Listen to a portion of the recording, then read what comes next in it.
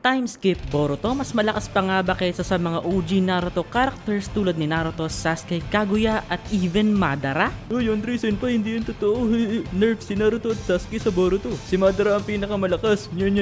Bugok, kahit nasaktan man yung feelings mo, it doesn't change the fact na si Boruto na nga sa kasalukuyan ang pinakamalakas na ninja sa buong shinobi history. Pero paano nga ba naging sobrang lakas nitong si Boruto at gaano nga ba talaga kalakas si Boruto sa kasalukuyan? Alamin natin. Like and subscribe muna para update ka sa mga Boruto news and updates. Atin nang simulan. So bakit nga ba si Boruto na ang kasalukuyang pinakamalakas na ninja sa lahat ng nakilala natin? Na mas malakas pa nga sa pinagsamang full-powered Naruto and Sasuke at kahit nga sa The Great Uchiha Madara. Well, simulan nga nating pag-usapan ang pre-time skip Boruto. So noong panahon nga na 7 to 8 years old pa lamang si Boruto at bago pa nga siya makapasok sa Konoha Ninja Academy, ay nakita nga natin doon na capable na agad si Boruto na makagawa ng 3 shadow clones. At noong mga unang araw nga ni Boruto sa Academy, ay agad nga nating nakita yung abilidad ni Boruto pagdating sa Taijutsu at Shuriken Jutsu. Yan nga yung panahon na 8 years old pa lamang si Boruto. Kung ating ngang matatandaan, at that age, si Naruto nga ay hindi kayang makagawa ng kahit isang descending shadow clone at kahit nga yung Taijutsu at Shuriken Jutsu niya ay sobrang low level.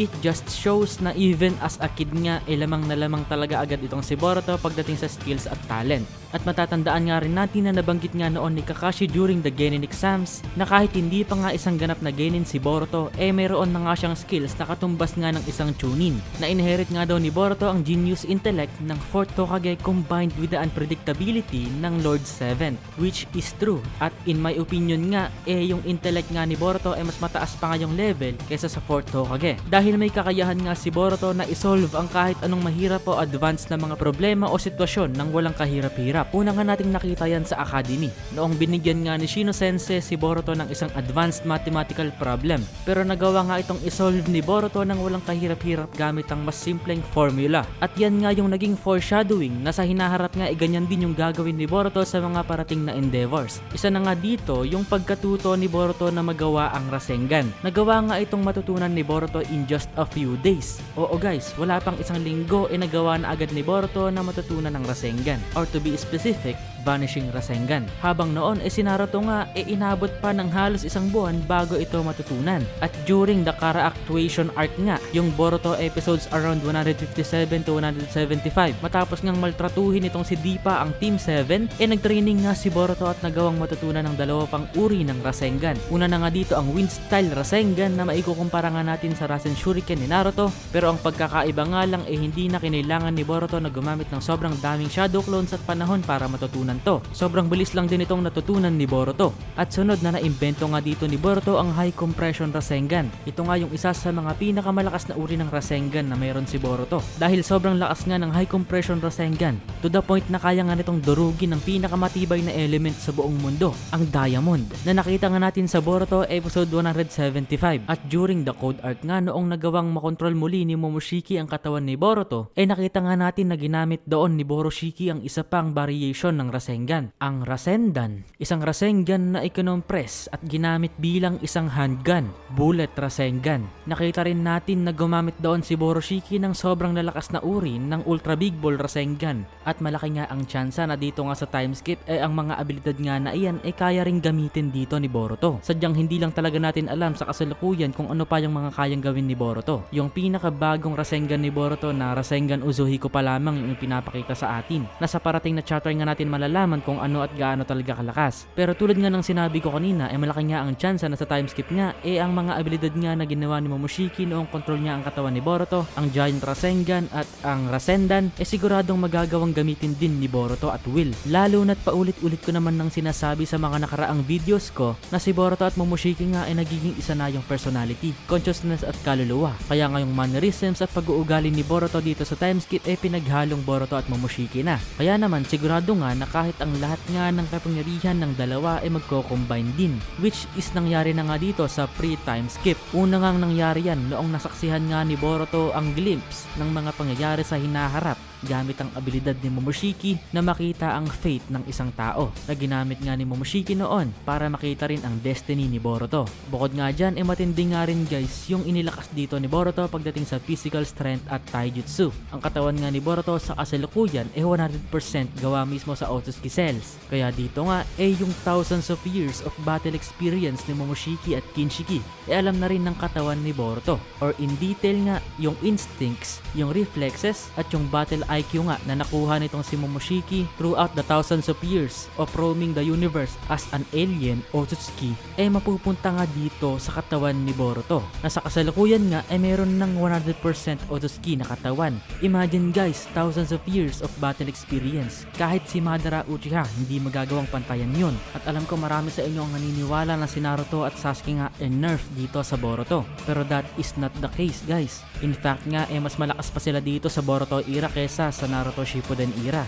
Nagmukha lang talagang malakas si Sasuke noon guys after 4th Great Ninja War kasi kinuha nga niya yung chakra ng Nine-Tailed Beasts. Kaya nga sa battle nila ni Naruto sa Valley of the End hindi nagka-problema si Sasuke sa paggamit ng Rinnegan techniques. Pero dito nga sa Boruto walang access si Sasuke sa ganong uri ng chakra at alam naman nating lahat na ang Rinnegan nga hindi basta-basta pagdating sa chakra. The only reason kung bakit noong 4th Great Ninja War nga nagawang masustain ni Obito at Madara ang Rinnegan dahil nga sa tulong ng Hashirama cells. Pero kung wala yon siguradong sila din magiging katulad ni Sasuke na laging nauubusan ng chakra. Kaya naman ang tanging kilala lang natin na nagawa talagang mamaster ang paggamit ng Rinnegan walang iba kundi si Nagato o Pain dahil nga sa kanyang enormous chakra reserves bilang isang Uzumaki clan member. Habang itong si Naruto naman, yung adult Naruto nga guys na 33 years old mas malakas nga kaysa sa 17-year-old o 16-year-old Naruto noong 4th Great Ninja War. Unang-una matapos nga kasi ang 4th Great Ninja War nakuha nga ni Naruto yung yin and yang part ni Kurama. Unlike noong una na half Kurama lang yung meron si Naruto.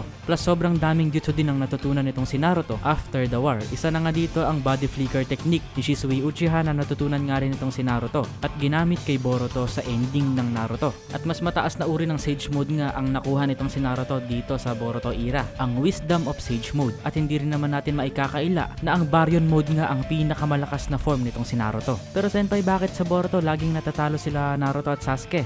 Well, halos wala namang nakatalo kay Sasuke at Naruto sa Boruto era. Sadyang mas malakas lang talaga yung mga kalaban dito sa Boruto. Dahil karamihan nga guys sa mga Boruto villains Kage level at God level. For example, si Ishiki nga guys God level. Mas malakas pa nga siya kay Kaguya at Momoshiki. At di hamak na mas malakas kaysa kay Madara. Kaya nga sa unang battle nila ni Naruto at Sasuke versus Jigen nilampaso nitong si Jigen si Naruto at Sasuke. So paiiksiin ko na lang. So kahit nga itong si Code, Daemon at Ada super God level. Meron nga silang Otsutsuki God abilities mula kay Shibai Otsutsuki na siguradong kahit si Naruto at Sasuke hindi kayang i-handle. Oo, matapos siguro yung Ishiki arc noong nawala na si Kurama at nawala na ang Rinnegan ni Sasuke, pwede nating sabihin na napahina o nerf na si Sasuke at Naruto. Pero before that, hindi. So balik tayo kay Boruto. Sinabi ko nga kanina na nakuha nga ni Boruto yung thousands of years of battle experience ni Momoshiki at Kinshiki dahil inabsorb nga noon ni Momoshiki si Kinshiki. At isa nga yun sa dahilan kung bakit mas malakas nga si Boruto sa kahit sinong ninja o kalaban na na-encounter natin sa Naruto at Naruto Shippuden. At eto pa, hindi nga lang battle experience kundi nga pati access sa mga thoughts o naiisip ni Momoshiki ang makukuha rin nitong si Boruto. Kaya nga pati nga ang mga kaalaman ni Momoshiki pagdating sa Shinjutsu magagamit din ni Boruto. So sa mga hindi pa nakakaalam, ang Shinjutsu nga guys, ito nga yung nangangahulugan bilang divine arts. Ito nga yung pinakamataas na uri ng chakra utilization sa buong universe, ang ninjutsu ng mga gods. Pero Shinjutsu nga ang tawag dito. At ito nga daw yung mga abilidad na katumbas nga ng mga tunay na milagro o miracles. At kapag na-access nga ito ni Boruto, anong klaseng mga divine miracles nga kaya yung kayang gawin ni Boruto? Well, siguradong sobrang OP ng mga to. At siguradong sa kasalukuyan nga may alam na si Boruto sa paggamit ng Shinjutsu. At syempre hindi natin kakalimutan yung karma abilities ni Boruto. Ang mag-absorb ng chakra, mag-teleport sa iba't ibang dimensyon gamit ang space-time technique, burahin ng kanyang chakra signature at iba pang mga hindi natin nakikita tungkol dito sa karma. And lastly, ang Jogan. Ito nga yung dojutsu na kinakatakutan ng kahit mga mismong miyembro ng Otsutsuki clan. Sa pre-time skip nga wala pa tayong kaalam-alam masyado tungkol dito sa Jogan dahil hindi pa nga kayang kontrolin ni Boruto ang Jogan. Pero dito nga sa time skip siguradong alam na ni Boruto yung mga sikreto at mga abilidad ng dojutsu na to, which we can assume as God level abilities. At kapag pinagsama-sama nga natin ang lahat ng pinagsasasabi ko na yan, eh hindi nga natin maikakaila na mas malakas na nga itong si Boruto kaysa sa mga ninja na katulad ni Naruto, Sasuke, Madara at kahit mismong si Ishiki Otsuki eh hindi kayang makatapat dito kay Boruto sa kasalukuyan. Yan nga yung level ng lakas ni Boruto dito sa time skip. So sana tanggapin nyo, mahal ko kayo, sorry sa pagmura ko kanina. Like and subscribe and kita-kits sa susunod.